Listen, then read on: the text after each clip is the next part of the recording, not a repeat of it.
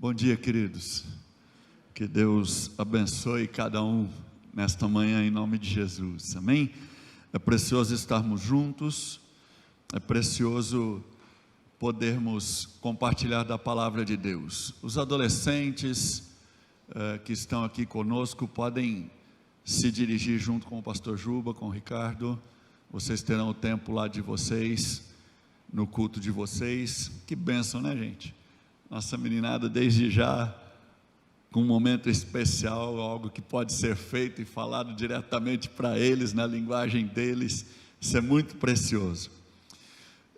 Eu quero falar com você hoje, quero compartilhar sobre um tema que para mim é muito precioso, e eu quero de alguma maneira poder contribuir com você, com a tua família, para que você possa continuar desfrutando de todo o projeto que Deus tem para a tua história, para a tua vida, para a tua família. Eu quero falar sobre restaurar a cultura da bênção familiar. Restaurar a cultura da bênção familiar. E às vezes quando você pode ouvir isso, algumas perguntas podem começar a brotar aí no teu coração, algumas questões, né? Eu não quero parecer saudosista, né, com algumas coisas que eu vou mencionar, mas na verdade eu quero trazer à memória, quero trazer na sua memória, trazer ao seu coração, ações ou práticas que eram muito comuns há anos atrás, e que com o passar do tempo, na maioria das famílias, isso foi se perdendo, isso foi perdendo o sentido, quando na verdade não deveria estar acontecendo isso, né? Por exemplo, talvez alguns dos irmãos que estão aqui tenham vivido ou se lembrem de um tempo onde, quando nós chegávamos na casa do pai, na casa da mãe, ou na casa do avô, na casa da avó, um tio, alguém que fosse um pouco mais velho que a gente, qual era o hábito comum de acontecer? Como? Opa, peraí, está ficando bom, estou ouvindo resposta boa. O que a gente tinha? A gente chegava e fazia o quê? Benção pai, benção mãe. A gente nem falava benção, né? É benção, benção pai, benção mãe, benção avô, benção avó. E qual era a resposta que vinha do outro lado? Deus te abençoe, meu filho, Deus te abençoe. Então, quando eu falo de nós resgatarmos a cultura da bênção, a primeira coisa que eu quero que você entenda é o que eu estou pensando sobre isso, tá? Cultura da bênção, eu quero que você pense comigo, seria o conjunto da prática de princípios e valores eternos que são vivenciados no dia a dia da vida familiar. Repito para você, guarda isso, se você puder anotar, anota, né? Você que está aqui, você que está em casa, junto com a gente. Cultura da bênção, eu entendo como sendo um conjunto de todas as práticas, dos princípios e valores eternos, que são vivenciadas no dia a dia da vida familiar. Sabe por quê, queridos, que eu estou destacando isso? E em especial duas palavras, a palavra a prática e a vivência, porque eu tenho certeza que muito do que eu vou ficar falando aqui, você já ouviu, você já pensou ou viveu, mas infelizmente, por conta de um conjunto de fatores, muitas vezes a gente deixa essa prática e essa vivência ficar sob outras questões, quando na verdade elas deveriam estar sobre todas as outras questões. E se tem algo que me preocupa de uma maneira muito grande e ocupa o meu coração, é exatamente a condição em que as famílias estão vivendo. Nós não vivemos um tempo fácil para falar de valores de família. Nós vivemos um tempo de muitos conflitos ideológicos, de muitos conflitos, até mesmo de princípios e valores que se misturam com direitos civis, e vira uma confusão que muitas vezes a gente não sabe ao certo como se posicionar. Mas como a gente estava adorando agora ao Senhor, se nós queremos ter segurança naquilo que fazemos, se queremos que a nossa família viva em segurança, nós precisamos estar no Senhor. E estar no Senhor leva a gente obrigatoriamente à prática e vivência. Porque não adianta a gente apenas ter teorias. Gente, de teorias, o mundão aí fora está cheio, está lotado, está abarrotado de teorias aí que para agradar todo mundo. Mas quando a gente se posiciona no Senhor, a gente tem contato com a verdade. A verdade. E isso começa, esse simples fato, vamos dizer assim, ele já começa a promover transformação na nossa prática e na nossa vivência. E eu queria que você pensasse um pouquinho comigo.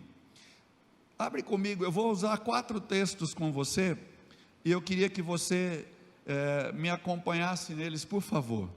O primeiro deles está no Evangelho de Mateus, capítulo 6, verso 21. Evangelho de Mateus, capítulo 6, verso 21. Eu falei um pouco sobre esse texto na Tarde da Esperança, quinta-feira. Hoje eu vou só utilizar ele como introdução para aquilo que o Senhor tem colocado no meu coração.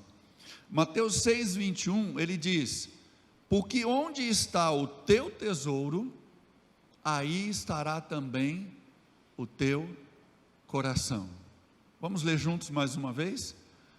Porque onde está o teu tesouro, aí estará também. Querido, você presta atenção junto comigo no que o Senhor fala para a gente. Muitas vezes a gente olha e fala assim: onde é que o teu coração está? O teu coração está cheio do quê? E aí a gente começa a listar coisas onde o nosso coração está, ou com o qual o nosso coração está apegado. Mas quando Jesus nos ensina por meio do Evangelho, ele inverte, e ele lança uma luz sobre essa situação que nós precisamos atentar. Ele olha para mim e para você, ele diz assim: olha, avalia primeiro aquilo que é precioso para você, avalia primeiro as coisas que são preciosas para você, coisas que nós consideramos como tesouros, porque é ali que o teu coração vai estar. Então, se você quer avaliar corretamente o teu coração, se o teu coração está alinhado com o coração do Papai do Céu, se o teu coração está alinhado com o coração de Jesus, se o teu coração vem sendo conduzido pela ação, pela presença do Espírito de Deus, você deve ter a ousadia, a coragem pessoal de olhar e dizer assim: o que é que eu tenho como mais precioso na minha vida hoje? Quais são as coisas, quais são os itens que ocupam prioridade na minha vida, que eu tenho como valiosos, que eu não posso deixá-los de lado, que eu não consigo caminhar sem, porque é ali que o nosso coração vai estar ligado, conectado. E se a gente for profundamente nessa análise, é quase que certo, para não dizer que é 100% certo, que nós vamos descobrir que nós temos muitos tesouros além, ou sendo tido como mais valiosos do que aquilo que deve ser realmente valorizado pelo nosso coração. Pode ser o nosso trabalho, pode ser uma determinada pessoa, pode ser uma determinada instituição, pode ser a empresa, pode ser qualquer coisa, uma pessoa, pode ser qualquer coisa. Mas eu quero levar você a pensar, e você me permita lançar um questionamento para você. A tua família tem ocupado qual número dentro de uma escala que você pode estabelecer rapidamente aí? Eu sei e creio que a sua família é preciosa para você. Eu creio que o seu coração está na sua família. Mas lembra quando eu defini cultura de bênção? Na prática e na vivência dos valores eternos que o Senhor coloca para nós, ela está ocupando o lugar certo no teu coração? Durante anos, mas anos, eu sempre escutei que uma teórica lista de prioridades na vida da gente deveria ser Deus, né? Sempre veio lá na frente. No meu caso, como eu sou pastor, vinha o ministério, vinha a igreja, né? E depois lá em terceiro, quarto lugar aparecia a família, depois disso vinha lazer, depois disso vinha outras coisas. E durante anos eu vivi exatamente crendo nisso, ou seja, a minha prática e a minha vivência refletia exatamente aquilo que estava dentro do meu coração. Aí de repente um dia, também há anos atrás, fazendo um curso para casais, um treinamento para ministrar um curso de casais chamado Aliança, Amor Incondicional. Eu e a Lelê fomos, mas assim, diretamente confrontados com essa lista de prioridades que a gente tinha. E a gente percebeu que muitas das dificuldades, das tribulações, dos conflitos que aconteciam dentro da nossa casa, era porque a ordem das prioridades estava errada. E aí então nós tivemos que refazer a nossa lista de prioridades. E hoje ela funciona. Deus continua ocupando o lugar dele, Ele é o primeiro da nossa lista. A segunda coisa que aparece, nossa família.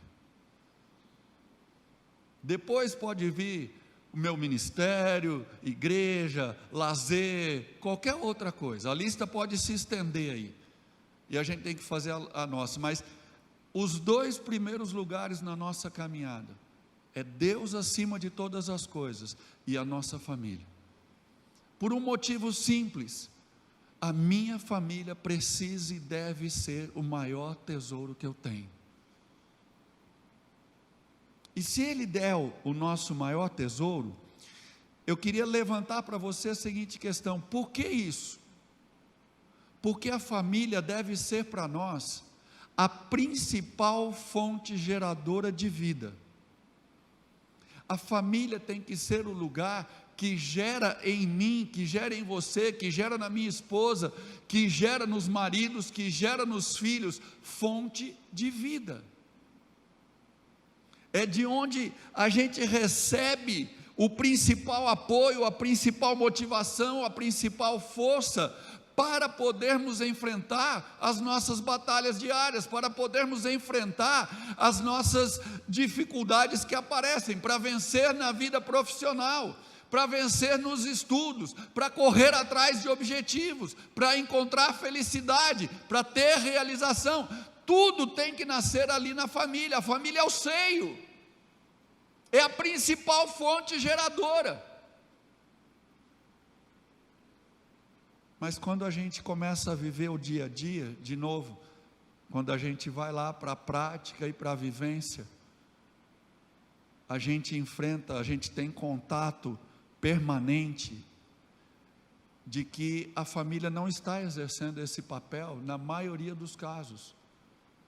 Claro que eu não posso generalizar nem absolutizar isso, não é isso que eu estou dizendo, mas na imensa maioria das vezes, quando a gente vê uma família destruída, quando a gente vê uma família vivendo uma crise, quando a gente vê uma família, um casal pensando no divórcio, né, conjecturando a possibilidade de um divórcio para tentar ser feliz em outros momentos, de outro jeito, ou quando a gente vê filhos se questionando sobre os seus pais, filhos questionando a sua fé, filhos questionando o seu futuro profissional. As crises começam a aparecer e fica nítido que dentro de casa, no seio da família, não está nascendo aquela fonte geradora de vida que habilita, que capacita, que impulsiona as pessoas adiante. Porque está todo mundo extremamente individualizado, fechado em si mesmos. E a gente se depara com uma realidade de que as nossas famílias são extremamente disfuncionais,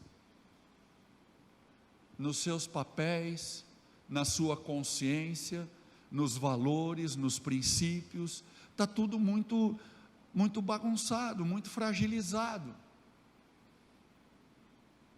E a gente está no meio de tudo isso.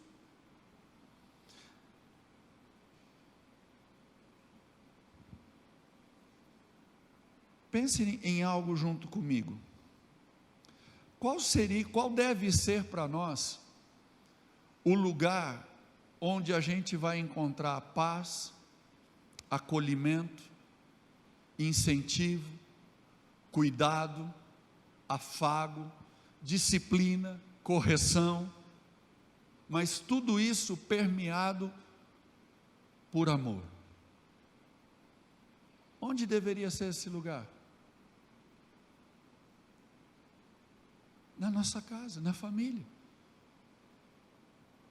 Estava conversando outro dia com uma pessoa, uma amiga nossa, e ela olhou e disse assim, ela soltou a seguinte expressão assim: Caio,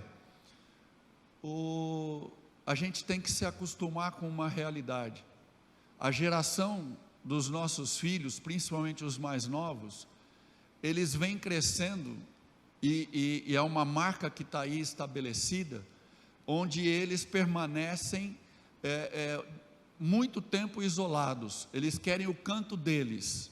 Então a gente vê os filhos, as filhas, passando a maior parte do seu tempo dentro de casa, nos seus quartos, com a porta trancada, conectado num celular, ou 2 ou 3 aparelhos simultaneamente, às vezes olhando para a televisão, olhando para o celular, realizando 3, 4 ações ao mesmo tempo.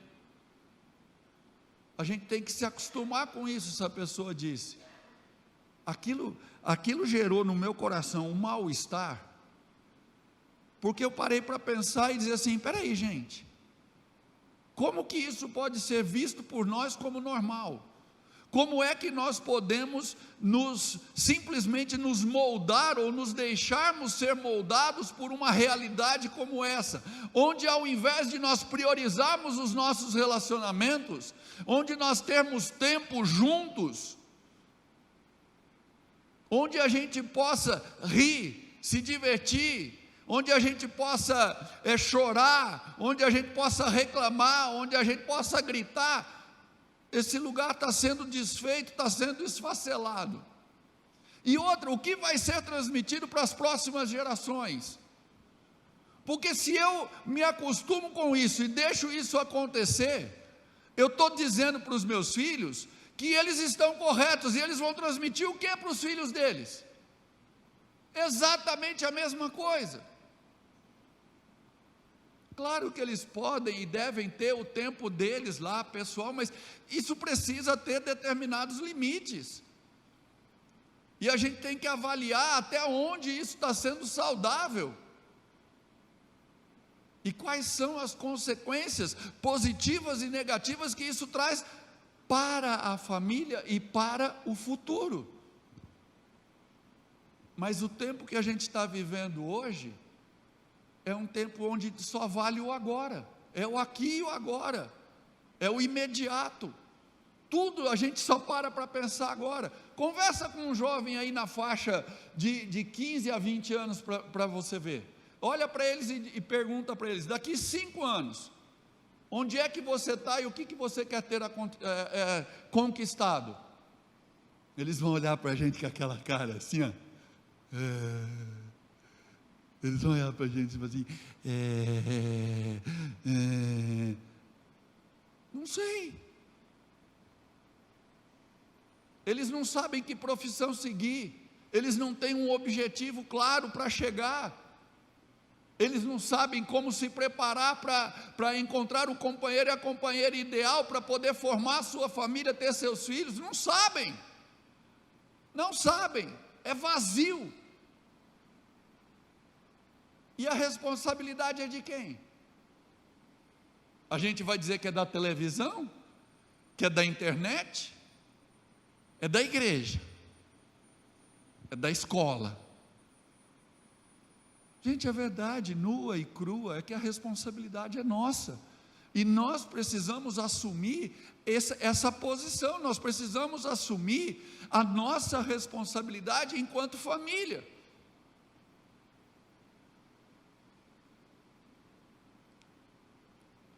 Se a família tem que ser essa fonte geradora de bênção, a gente precisa entender o que significa bênção, o que significa abençoar.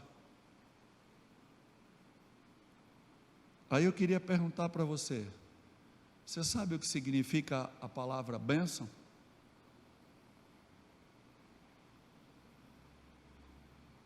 A palavra bênção, ela traz no seu conteúdo o significado de liberar para prosperar, habilitar, dar poder para realizar. O significado de abençoar é esse: liberar para prosperar, habilitar, dar poder para realizar. Se abençoar significa isso, amaldiçoar significa o quê?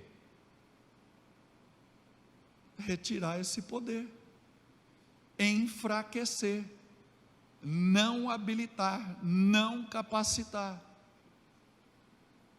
Deixa eu contar uma historinha para vocês. Vocês já perceberam como o povo judeu tem uma essência essencialmente próspera? O povo judeu, na sua essência, eles são extremamente prósperos, né? Tem um conjunto de fatores, mas tem eu ouvi esse relato de uma família judaica. Um dia uma família judaica se converte, se torna cristã, e o pastor vai visitar aquela família. Aí a mulher vem e vai apresentar os seus 2 filhos para ele, 2 filhos novinhos, crianças ainda. E ela chegou e falou assim, eu não me lembro os nomes, tá, gente? Ela olha e fala assim, esse aqui é o John, um futuro médico. Esse aqui é o Steve, o contador. E todas as vezes que ela se dirigia aos filhos, naquela conversa ela dizia isso: esse é o John, o médico, esse é o Steve, o contador. Depois de algum tempo, aquele pastor, intrigado com aquela história, perguntou para a mãe, por que você diz isso sobre eles? Falou, por quê, pastor? Porque os meus filhos precisam crescer sabendo que eles são capazes de chegar onde querem. Eu estou plantando o futuro deles, eu estou abençoando eles, eu estou capacitando eles para serem aquilo que eles podem chegar a ser. Se nós viermos para a nossa realidade, para a realidade brasileira, o que é que a gente encontra? O que que a maioria de nós talvez tenha escutado? Desculpem algumas expressões, por favor. Você não presta, você é um vagabundo, você é burro, você não vai dar nada na vida. Você não vai, né? Os termos vão indo, né? Eu vou poupar a gente de ficar ouvindo coisa que não presta, né? Aí, aquele garoto, aquele adolescente, aquele jovem, ele vai crescendo, e ele vai crescer acreditando no quê? Aí ele vem para o culto na igreja, aí ele escuta uma palavra que olha para ele e diz, você é um filho de Deus, você pode, você vai chegar. Ele vai olhar e vai acreditar em quem? Fala para mim, em quem ele vai acreditar? O que é que vai florescer no coração e consequentemente na mente daquele garoto, ou daquela garota? O que é que vai florescer ali? Exatamente aquilo que papais e mamães estão lançando sobre a vida deles diariamente.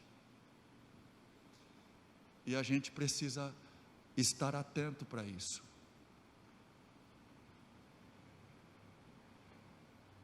E muito atento.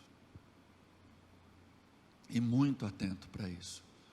Porque nós vivemos um tempo onde a gente precisa restaurar. A gente precisa restaurar essa cultura abençoadora dentro das nossas casas. Quando a gente faz o curso Aliança, Amor Incondicional, logo na primeira lição que a gente faz com os casais, e aí está aquele negócio ainda meio gelado, né, que ninguém sabe direito o que vai acontecer, está todo mundo assim, né, com um pezinho aqui atrás e fica pensando, onde será que esse negócio vai dar, o que é que esse curso vai fazer, vai mexer com o quê? Logo na primeira lição tem uma tarefinha para ser feita em casa, e a experiência é sempre a mesma da primeira para a segunda semana. Na primeira semana, a tarefinha é simples, bem simples. Ela olha e diz assim: todos os dias de manhã, quando o seu marido sair para trabalhar, ou a esposa sair para trabalhar, o filho for para a escola, você pega o texto, a bênção, chamada de bênção araônica, né, lá de número 6, e você declara ela sobre o dia do seu filho, da sua filha, do seu marido, da sua esposa. Ah, pastor, mas eu não sei ela inteira, eu não consigo decorar ela. Tudo bem, abre a Bíblia e lê, não tem problema, ou fala um pedaço dela que você lembra, mas abençoa o dia. Inevitavelmente, quando a gente se reúne na outra semana, a conversa dos casais é: pastor, fez diferença, as coisas foram diferentes na nossa caminhada essa semana, a gente teve menos briga, a gente discutiu menos, a gente acertou mais, a gente passou mais tempo junto, no trabalho as coisas caminharam de forma diferente, porque a palavra é viva e eficaz, querido. A palavra é viva e eficaz, e quando a gente, num ato de fé e de amor, a gente começa a declarar ela, a proclamar ela sobre a nossa casa, não como, peraí, deixa eu falar uma coisa, não como se a gente tivesse com um mantra poderoso na mão, tá? Sem superstição, mas em ato de fé e amor, a palavra do Senhor, ela vai agir, ela vai se tornar poderosa e eficaz, porque ela é viva e eficaz, e ela vai gerar o fruto para o qual ela foi proclamada. Então, se eu desejo, como marido, abençoar minha esposa, e eu proclamo a bênção sobre a vida dela, eu estou declarando e habilitando ela para prosperar. Eu estou dizendo para ela: você é capaz de alcançar o seu sonho, você é capaz de cumprir com o propósito, e esse poder está à nossa disposição, mas é preciso restaurar essa cultura. E aí eu quero levar você para um outro texto, Jeremias capítulo 6, verso 16, Jeremias capítulo 6, verso 16, esse texto vai dar algumas pistas para nós, de como fazer isso, de como restaurar a cultura da bênção, dentro da nossa caminhada. Jeremias 6,16 diz assim: assim diz o Senhor. Então Deus está usando o profeta Jeremias, para trazer uma palavra para Israel, e ele vem e diz: ponde-vos à margem do caminho, e vede, perguntai pelas veredas antigas, qual é o bom caminho, andai por ele, e achareis descanso para a vossa alma. Mas eles dizem: não andaremos. Se a gente for pegar o contexto de Jeremias, tem muita coisa aqui que a gente poderia explorar, mas eu quero ser objetivo e trazer disso para ele. Como restaurar a cultura da bênção na nossa casa? Como reavivar isso? Jeremias olha para nós e ele diz: primeira coisa, ponde-vos à margem do caminho e vede. Se coloque à margem do caminho e olha. Se coloca à margem do caminho e olha. Querido, presta atenção nisso comigo. Toda vez em que a gente se vê envolvido em uma situação que gera tensão, que gera ansiedade, que gera medo, ou que ela está confusa, ou ela oferece algum perigo, algum risco para nós, se nós tentarmos tomar decisão rápida naquele momento, a probabilidade da gente cometer erros é enorme. Ela cresce assustadoramente, porque as nossas emoções, elas estão num turbilhão, e às vezes a gente se vê pressionado a isso, tem que tomar decisão, tem que ser agora, tem que ser agora, tem que ser agora, e às vezes essa confusão, ela toma uma proporção tão grande, que sozinhos a gente não consegue tomar essa decisão. E aí a orientação de Deus para nós qual é? Sai do meio do rebuliço. O furacão está aqui, se põe do lado e olha. Não é só se pôr do lado para achar um atalho e rodear, é se pôr à margem e olhar. Não é evitar o problema, não é jogar a sujeira para debaixo do tapete, não é fazer de conta que as coisas não estão acontecendo, mas é se colocar ao lado e olhar. Sabe aquelas situações em que a gente sai, a gente está preocupado, tenso, com medo, não sabe o que fazer, de repente você vai e conversa com uma pessoa, você começa a conversar com ela e abrir o teu coração e falar para ela do que você está vivendo, e aquela pessoa dá para você uma palavra extremamente simples, mas ela lança luz sobre tudo aquilo que você está vivendo, e quando você coloca aquilo em prática, as coisas se resolvem. Já viveu essa experiência? Que você para, olha, mas é tão simples assim, só isso. Só que quando a gente está no meio do furacão, a gente não consegue ver.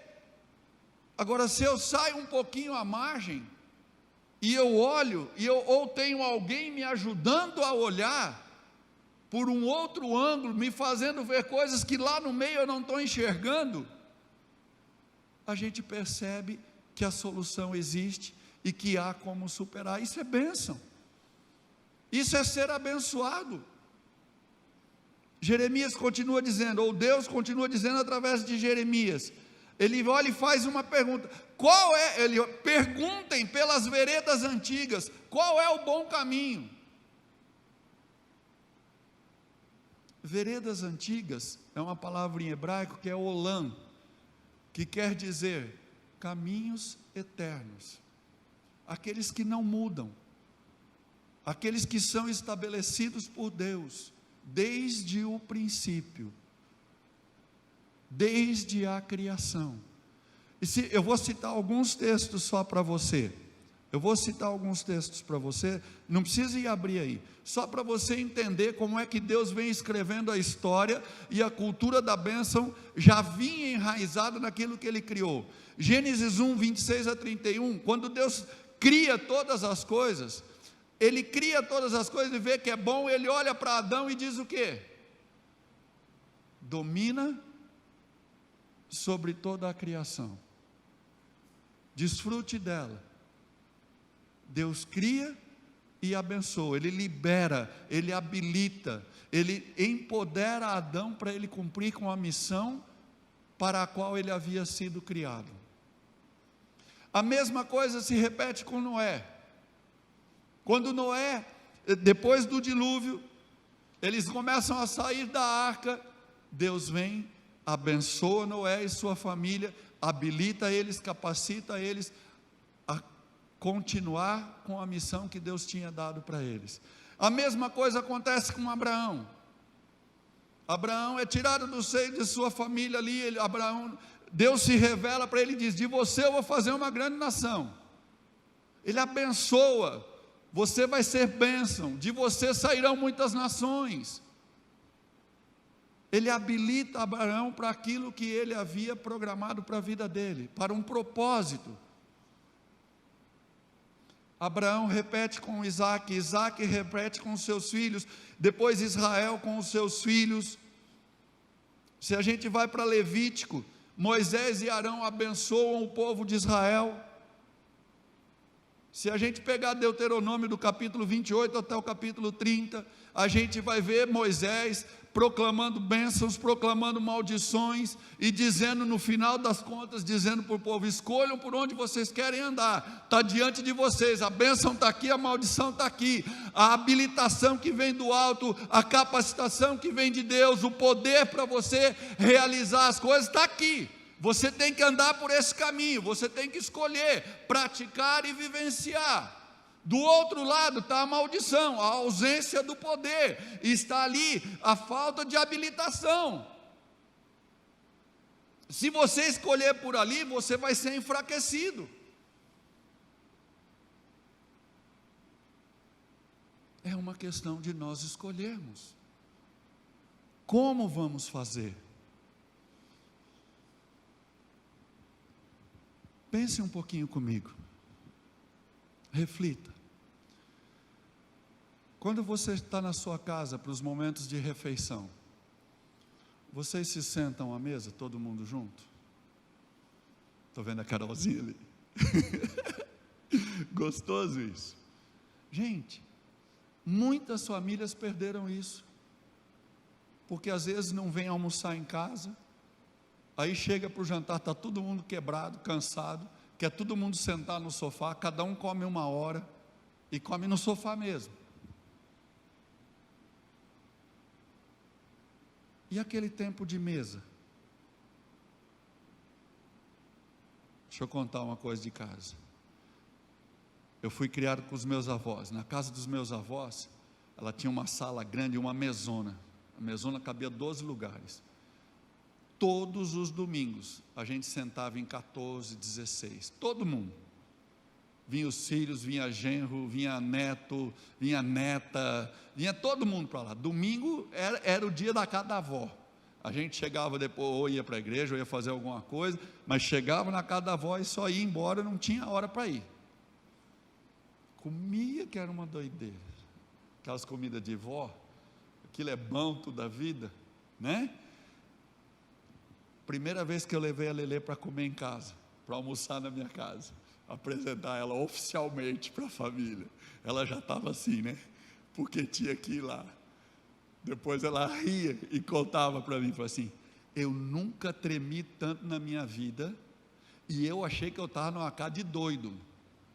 Você imagina 14 pessoas numa mesa, todo mundo descendente de italiano, falando que nem eu, assim, baixinho, né, sem dar risada, e um de cada vez. Era assim que acontecia?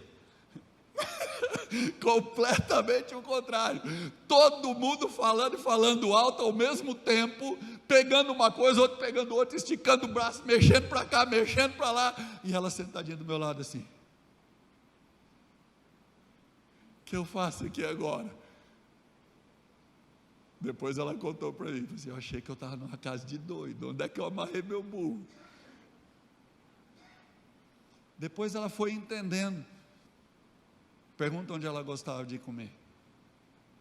No meio da muvuca, era no meio daquela bagunça, e ali acontecia de tudo.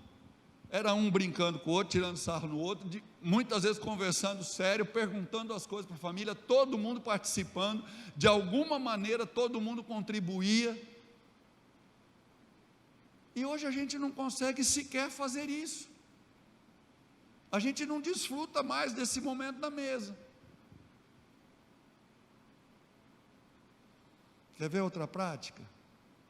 Essa aperta o calo da gente, né? Você ora em família? Em família. Não estou dizendo pela família.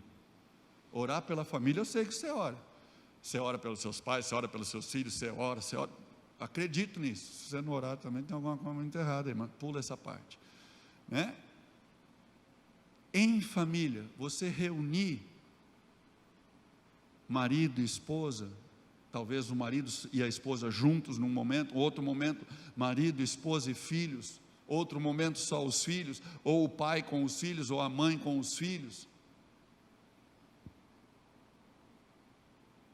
A verdade é que a maioria de nós não mantém mais essa prática, fica naquela de que cada um tem que cuidar da sua vida, a responsabilidade é sua.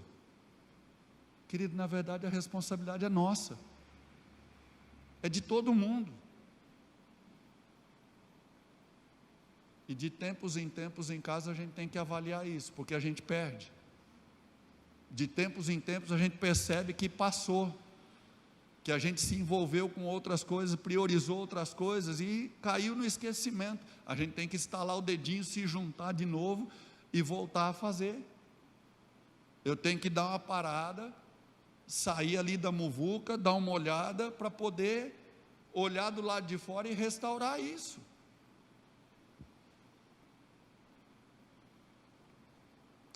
Quando você, como pai e mãe, ora pelos seus filhos, queridos, eu e a Lelê não passamos uma noite, depois que as crianças estão dormindo, eu entro no quarto, ou ela entra no quarto, a gente para do lado da cama dos dois, e ali a gente fica orando e abençoando, aquilo que a gente entende que Deus tem como propósito para a vida deles, e a gente está proclamando, as experiências difíceis que vão acontecendo, a gente começa a combater em oração. Passa de vez em quando? Passa, claro que passa, mas a gente retoma e vai, e vamos adiante.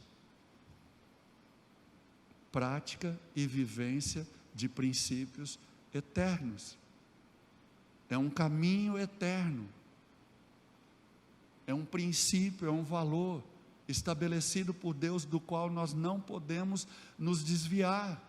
Pelo contrário, nós precisamos criar raízes sólidas ali.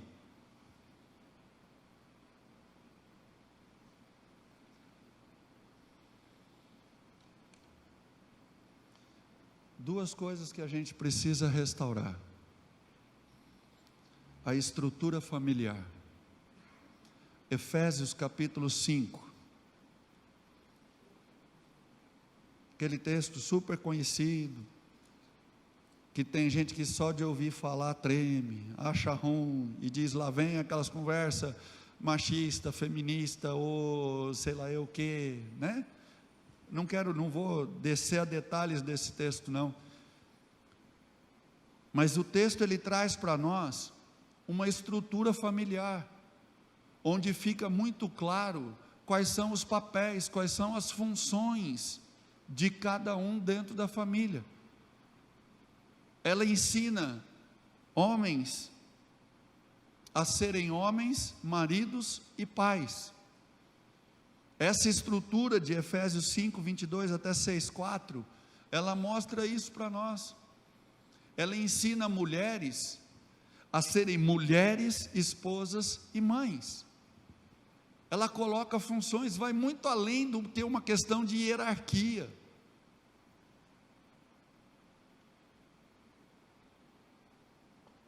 Na verdade, eu acho que a hierarquia talvez possa ocupar um papel secundário em tudo isso. Se cada um souber e praticar o que tem que fazer, você não tem que estar preocupado com a hierarquia. Eu não preciso ficar olhando para minha esposa e dizer, ó, sou eu que mando aqui, fim de conversa. O cabeça sou eu aqui. Porque se eu cumprir com a minha parte, se eu cumprir com as minhas funções, se eu caminhar dentro desses princípios, a minha esposa vai olhar para mim e vai falar assim, é atrás dele que eu tenho que ir, é junto com ele que eu tenho que ir, é nesse caminho que eu tenho que trilhar. Meus filhos vão fazer a mesma coisa. E por que eu afirmo isso? Porque às vezes essas divisões que as nossas Bíblias trazem, elas nos fazem perder uma coisa interessante, detalhes importantes. Mas se você olhar para o verso 21 do capítulo 5, Paulo vem dizendo uma série de princípios de como devemos andar, de deixar as obras das trevas, irmos para a luz, tal. Mas no final ele olha e ele diz lá, né, verso 18, não se embriagar com vinho, enchei-vos do Espírito, tal. Aí ele olha e diz ali, sujeitando-vos uns aos outros no temor de Cristo. Todos os princípios e valores, tudo aquilo que é apresentado para nós,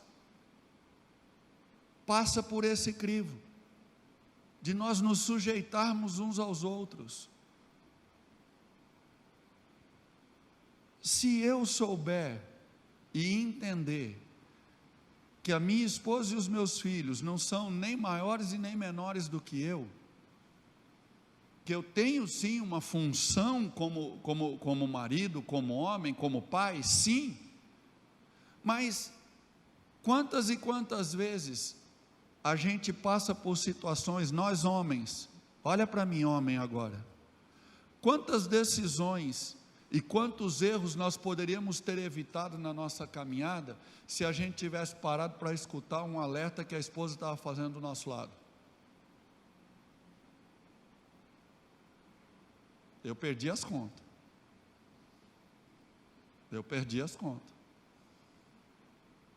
Hoje, se a Lele olhar para mim e dizer assim, você está pensando nisso? Você está observando aquilo? Opa, pode estar vindo algo do alto aqui. E eu tenho que pegar aquilo, ir para a presença de Deus e dizer, Deus, e aí?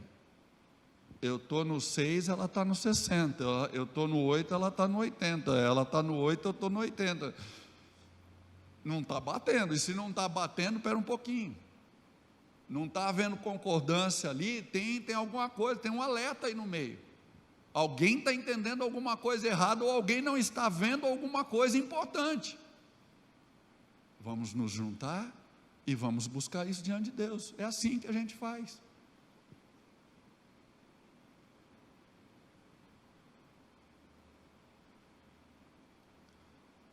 Última coisa, Hebreus capítulo 13, no verso 4, ele diz, digno de honra entre todos seja o matrimônio, digno de honra entre todas as coisas seja o, qual é o maior tesouro teu, querido? Onde é que o teu coração tem que estar em primeiro lugar? No teu casamento. O autor de Hebreus continua, bem como o leito sem mácula, porque Deus julgará os impuros e adúlteros. A gente precisa restaurar o sacerdócio dentro da nossa casa. Esse texto dá para ficar mais umas 2 horas falando aqui, mas o sacerdócio da nossa casa precisa ser restaurado. Nós estamos vivendo tempos difíceis, queridos. Sinais estão se acumulando. Não quero aqui criar nenhuma falsa expectativa, mas que a gente está se aproximando a passos largos da volta do Senhor, eu não tenho dúvida. As coisas estão sendo moldadas, estão sendo modeladas. Esses dias eu assisti um vídeo de alguns segundos, uns 30 ou 40 segundos, na Índia, numa pequena aldeia. O líder lá, religioso lá, insuflou a população contra famílias cristãs, e os caras filmaram o que eles fizeram, e isso, claro, tomou vulto aí. Eles chegaram nas casas de cristãos com varas, com paus, e eles foram entrando, quebrando e derrubando a casa. Foram cerca de 20 casas destruídas, onde os cristãos tiveram que virar as costas e sair correndo, para não morrer.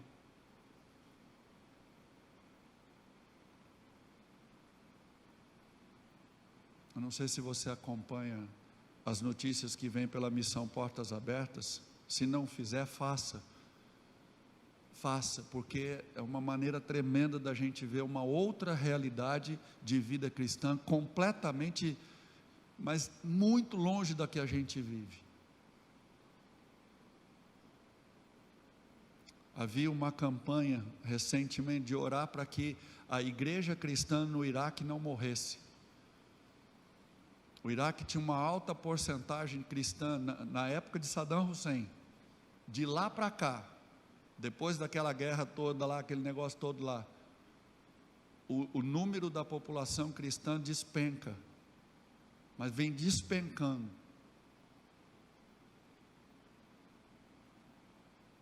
É a realidade que está aí. E em algum momento, o nosso país vai ser alcançado por ela. Em algum momento isso vai atingir o Brasil, você pode ter certeza. Não tenha dúvida de que vai acontecer. E o que é que vai nos sustentar? Vai ser a nossa casa, vai ser a nossa família. É ela quem vai sustentar, é ela que vai ser o alicerce que vai nos manter firmes e nos impulsionar adiante, não vai ser outra coisa. Nós ficamos alguns meses sem poder nos reunir aqui. Como é que você ficou? Imagine se somado a uma proibição houvesse uma perseguição. Gente querendo pegar você de pau e acertar você de tudo quanto é jeito. Que reação nós teríamos? Em que e onde nós estaríamos, ou em quem também nós estaríamos firmados?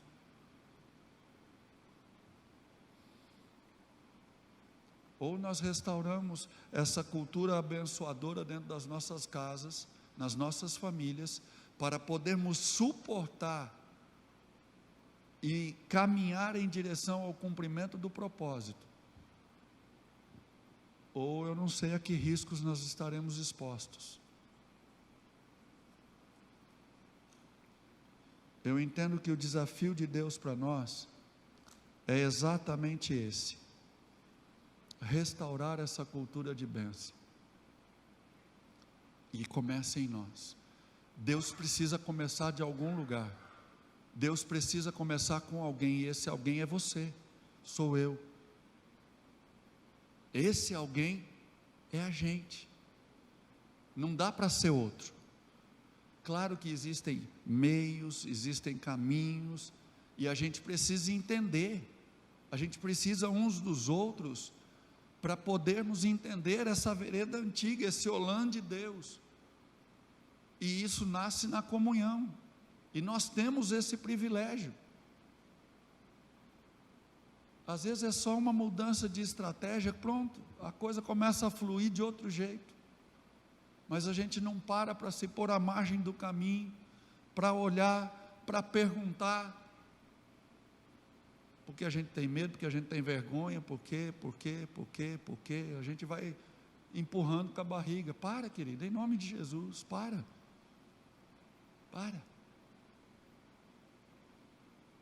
Nós estamos numa igreja fantástica, gente. Eu fico maravilhado com o que Deus faz na nossa equipe pastoral, com o que eu vivo aqui.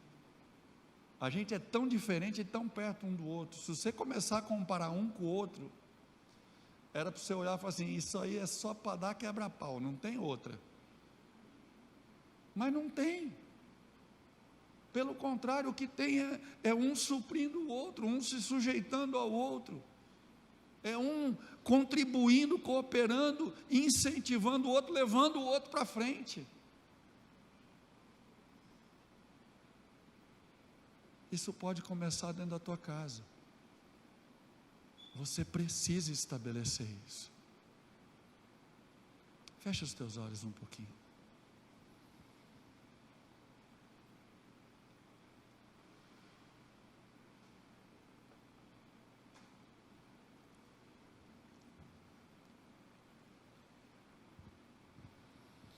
Pense um pouquinho no que você ouviu Deus falando com você.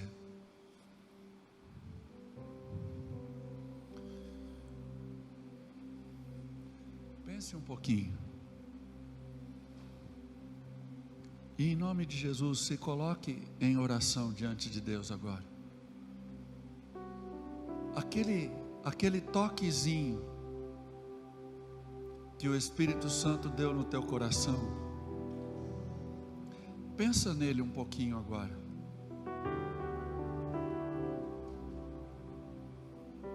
Reflete nele. Ore sobre ele. E de uma forma corajosa ou ousada, se posicione e diga: eu vou me posicionar aqui. Eu quero mudar isso. E o começo é hoje, é agora. Não é amanhã. Não é mais tarde. É já. Senhor, me ajuda a começar a corrigir isso agora. Eu quero orar por você. Eu quero orar com você. Eu sei que a gente não vai se reunir todo mundo aqui na frente, mas enquanto nós adoramos, se você tem algo que Deus te chamou e você quer se posicionar de uma maneira diferente, eu quero convidar você a se colocar de pé no teu lugar, porque eu quero abençoar a tua vida. Eu quero orar por você, em nome de Jesus. Enquanto isso, adore ao Senhor. Teus olhos revelam que eu nada posso esconder, que não sou nada sem ti, fiel Senhor.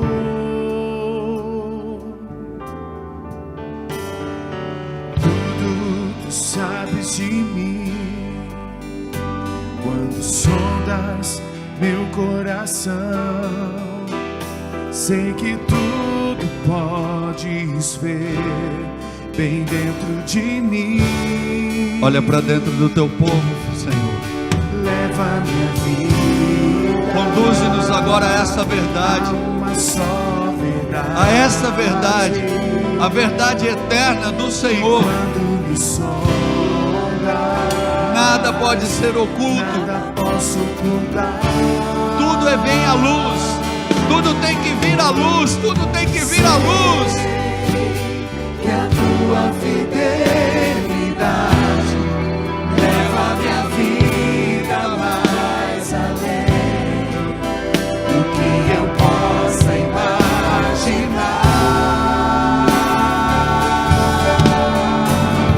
Sei que eu não posso negar que os teus olhos sobre mim me enchem da tua paz. Obrigado, Senhor, por esse povo que responde ao teu chamado, que responde à tua voz, que quando ouve a tua palavra chegando, acolhe ela, fazendo com que o seu coração seja um terreno fértil, onde essa boa semente venha criar raízes profundas e frutificar a 30, a 60, a 100 por um. Esses irmãos e irmãs que estão junto conosco, mas em casa, que nesse momento também estão se apresentando diante do Senhor, também estão reconhecendo as suas carências, as suas necessidades, precisando fazer uma correção nessa rota. Espírito Santo, abençoa cada um agora, inunda o coração de cada um, faz com que isso seja enraizado nestes corações, para que a cultura da bênção seja estabelecida, restabelecida, para que a cultura da bênção possa ser praticada e vivenciada diariamente,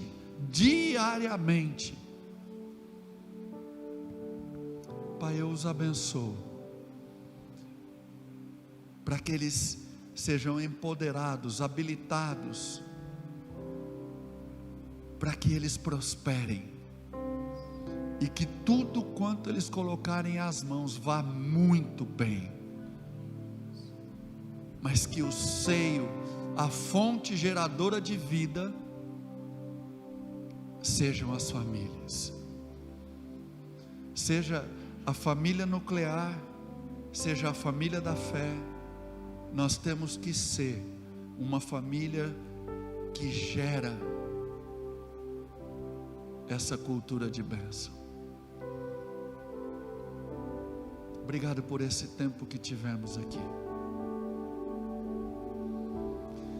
Que a tua graça, essa graça que nos torna capazes de entender todas as coisas que vêm do alto, que o amor, esse amor muitas e muitas vezes constrangedor do Senhor sobre as nossas vidas, e o poder do Espírito, que nos capacita a enfrentarmos as situações da vida, estejam presentes conosco hoje e sempre. Amém, amém e amém. Deus abençoe, querido. Tenha um final de semana e um feriado abençoado na presença do Pai.